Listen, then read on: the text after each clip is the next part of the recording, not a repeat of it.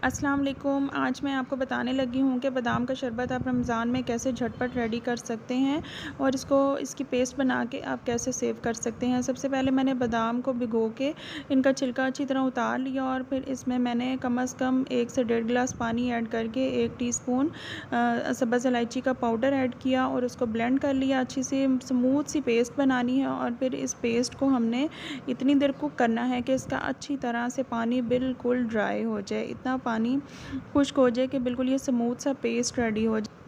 Paste जब इसका बिल्कुल ड्राई हो जाएगा तो फिर हम इसको आइस क्यूब्स में फ्रीज़ कर लेंगे और फ्रीज़ करने के बाद हम इसको अच्छे से सेव कर लेंगे। और जब भी आपका दिल किया आपने 2 आइस क्यूब्स निकाले, उसको 1 गिलास पानी में या दूध में डाला, उसको थोड़ा सा ब्लेंड किया, शुगर ऐड करें या हनी ऐड करें अपनी मर्ज़ी से। मैंने इसमें शुगर इसीलिए ऐड नहीं किया, आप अपनी मर्ज़ी से उस वक़्त ऐड करें और एंजॉय करें। और रमज़ान में दुआओं में याद रखें। अल्लाह हाफ़िज़।